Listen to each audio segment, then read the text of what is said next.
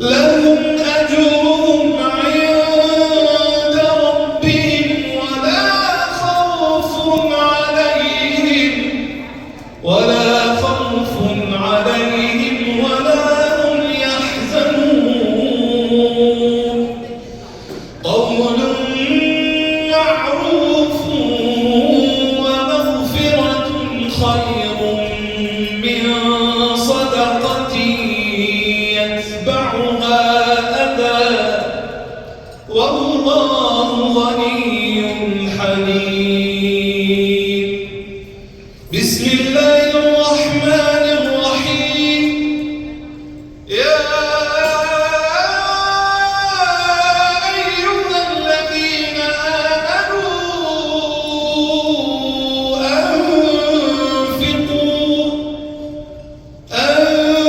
أنفقوا من طيبات ما كسبتم ومما أخرجنا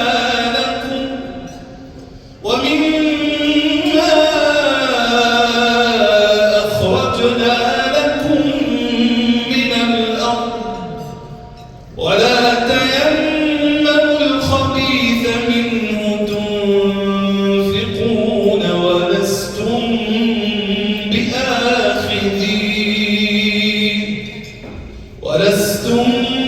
بآخذيه إلا أن تغمضوا فيه واعلموا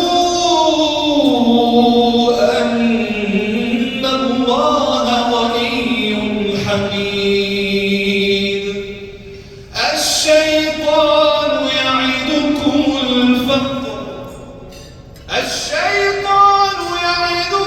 الفقر ويأمركم بالفحشاء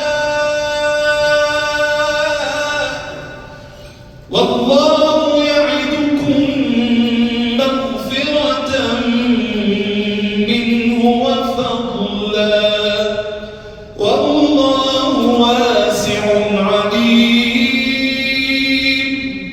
يؤتي الحكمة من يشاء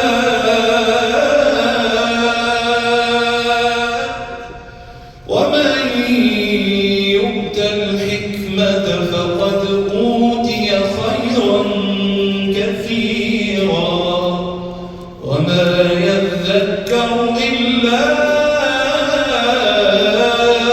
أولو الألباب. وما أنفقتم من نفقة أو نذرتم من نذر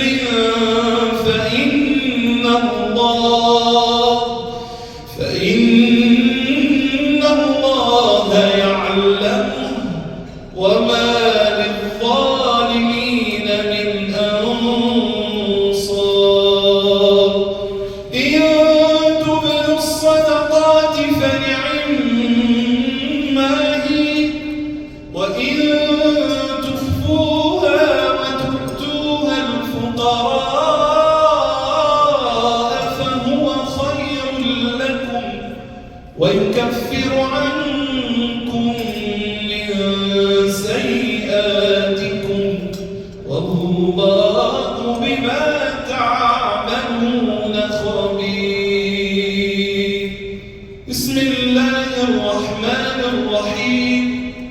والليل إذا يغشى والنهار إذا تجلى وما خلق الذكر والأنثى إن سعيكم لشتى فأما من أعطى واتقى وصدق بالحسنى فسنيسره لليسرى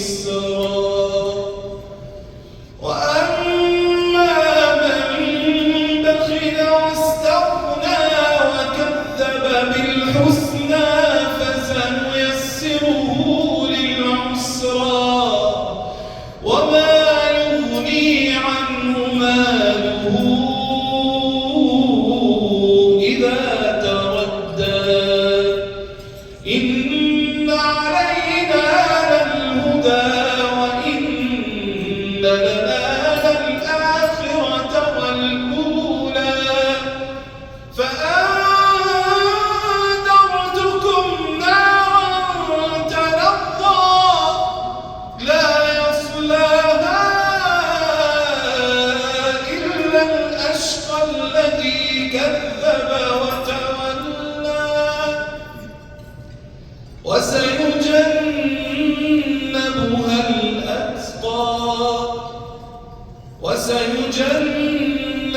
الأتقى الذي يؤتي ماله يتزكى وما لأحد عنده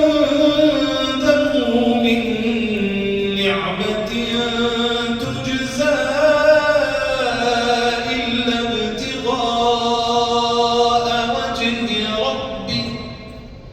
إلا ابتغاء وجه ربه الأعلى ولسوف يرضى. صدق الله العظيم.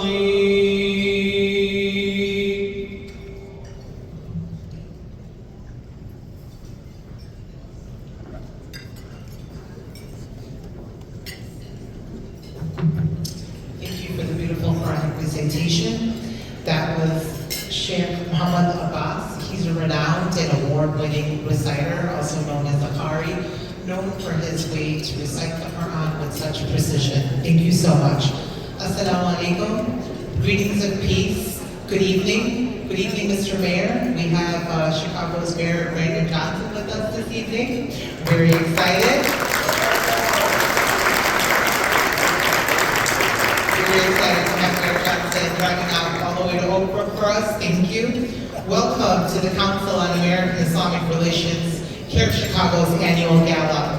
This is a powerful event. It is a diverse and the largest event in the region. CARE Chicago is a chapter of the national largest Muslim civil rights and advocacy group. Today, we are celebrating over 2 decades of service, with 8,000 civil rights cases handled, with over $2 million in settlements given directly to our clients, and over 3,000 media interviews.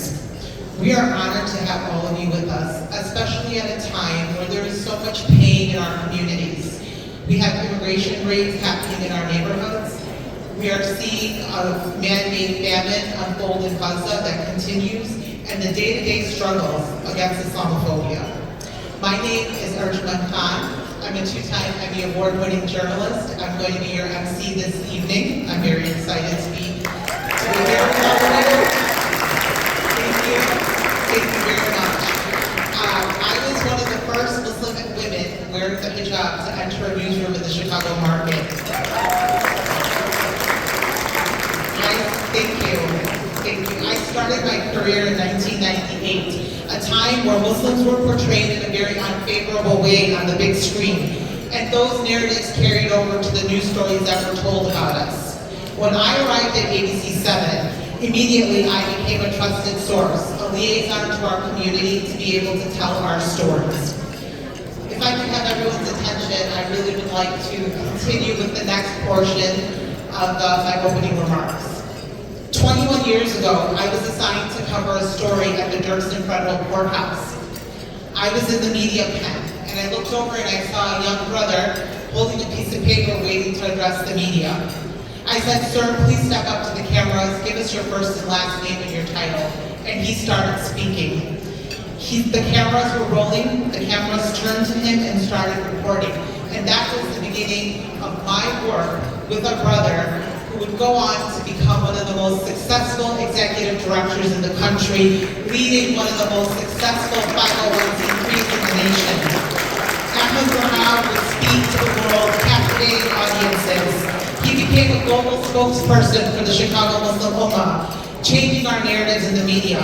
Ahmed would speak up unapologetically, professionally, and unscripted on On behalf of the oppressed, the weak, the targeted, Ahmed would represent us on television, going head-to-head in heated debates against Islamophobia.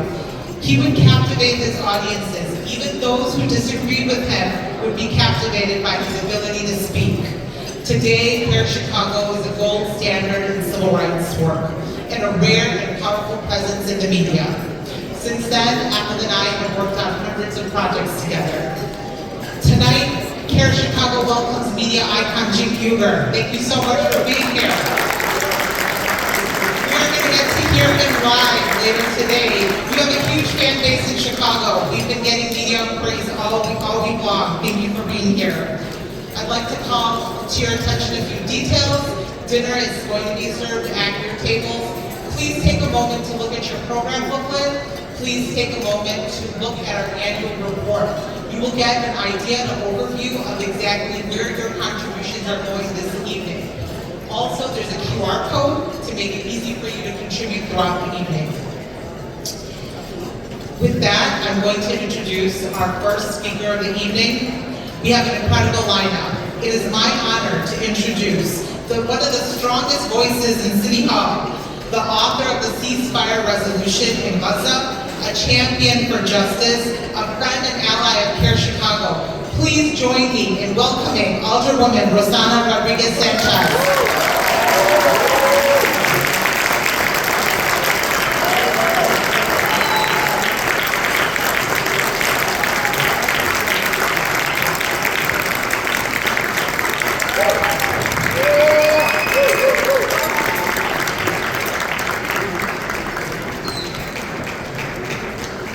Thank you all so much.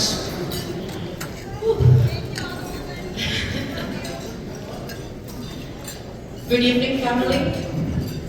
Thank you to Care Chicago for inviting me to speak tonight, but more importantly, thank you for always showing up, for fighting to protect the humanity of Muslim communities in this city and across the world, especially in times when that humanity is being denied. I'm honored to be here with you. Not just as the elder person of the 33rd Ward, but as someone who has spent their whole life learning what it means to be considered dangerous by systems of power. Let me tell you where that started. When I was 6 years old, it stopped raining in Puerto Rico. The whole archipelago was hit with a massive drought. My community had no water, sometimes for days. When it did come, we had 1 hour a day to fill every bucket, jug, or pot we could find. That was our water for drinking, bathing, cooking, for everything. We heat water on the stove, use an old yellow measuring cup to pour it. My mom taught me how to measure enough soap on a towel so we wouldn't waste water rinsing. And if the lights were out, which they often were, we did it all by candlelight. At first, we thought that was just the climate. But we found out that the government was diverting our water from the Rio Blanco in Nahuatl to a nearby U.S. military base. That water was being used so the U.S. Navy could bomb our own island of Vieques. Our water was being used to rehearse for war. Even at 6 years old, I understood that injustice. I made my first protest sign that year and it said, "We want water."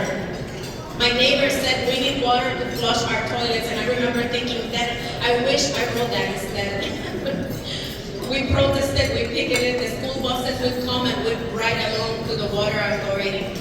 But it wasn't the protest that got our water back. It was 5 dangerous neighbors who found the actual bulb.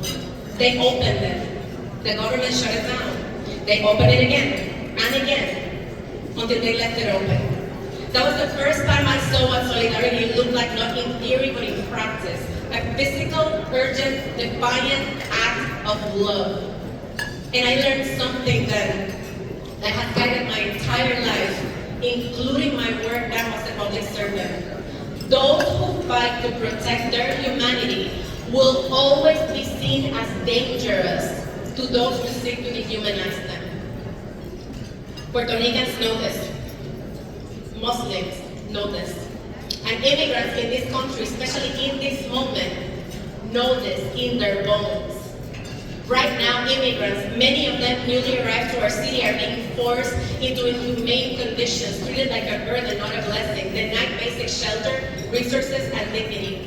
I represent the 33rd ward in Chicago, and I have seen how this city has been used as testing ground for cruelty and as a beacon of resistance. Chicago is a sanctuary city, but that sanctuary is only real if we fight to make it so. Just like we fight for water, for land, just like we fought for a ceasefire. A few months ago, a while ago, I introduced a resolution in Chicago City Council calling for the immediate and permanent ceasefire in Gaza, the first resolution of its kind.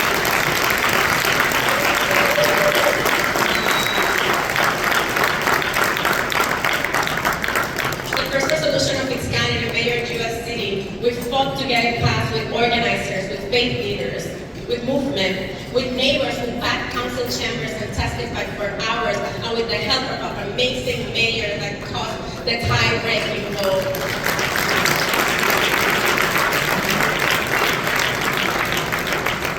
And we won it.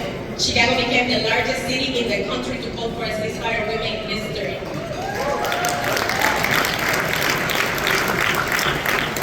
And still, our communities are called dangerous. Still we are surveilled, still we are criminalized for believing that every single life from Chicago to Rafah deserves dignity.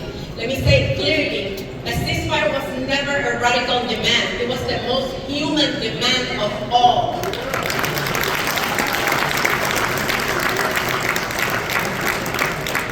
I come from a pro-independence household. My father was a history teacher, a poet, a community organizer, and he was fired for his politics. He was blacklisted, watched, labeled a threat. We later learned he had a COINTEL profile, like so many others. In our neighborhood, the people who organized free summer camps, community theater, art classes, were all surveilled. The same way mosques, Muslim charities, and immigrant organizers have been targeted and infiltrated. Because fascism doesn't fear violence, it fears community. It fears people who believe in each other, it fears joy, it feels solidarity. I was made by dangerous people, people who taught me that the water belongs to the people, that the land must be protected, that culture is sacred, that our freedom is collective, or it is nothing at all. And by the time I was 15, I was dangerous too. I was organizing in high school, supporting the fight to free the Puerto Rican political prisoners, writing letters to people locked up for seditious conspiracy, not because they had harmed anyone, but because they dared to imagine a free Puerto Rico. They were poets, teachers, artists, they started salsa orchestras in prison, they painted murals, they taught others to dream, and they were deemed dangerous. That's what I see right now in the students in this city organizing. In the Muslim, Black, Jewish, and immigrant organizers who put their bodies on the line for Gaza. In the neighbors showing up at O'Hare with food, clothes, and diapers. It's not just a protest, it's not just policy, it's a declaration of humanity. And yes, it's dangerous to systems built on greed, violence, and extraction, but it's also beautiful. Because every time we show up for each other, every time we reach across borders, languages, faiths, we are practicing a deeper truth. John Belli, a Nicaraguan poet, said that la solidaridad es la ternura de los pueblos. Solidarity is the tenderness of peoples. And that tenderness will outlive every empire, every wall, every war, every surveillance file, every attempt to erase us. Let them call us dangerous.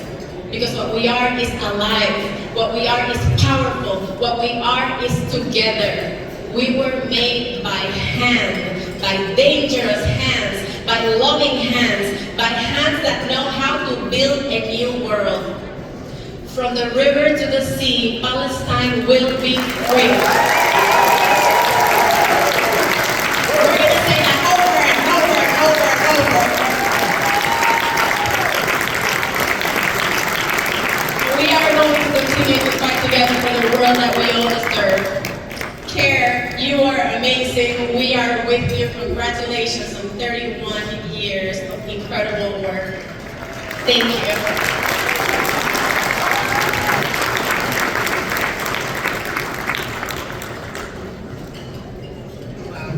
Thank you very much, Alderwoman Rosano. Now it is my great pleasure to introduce another fearless leader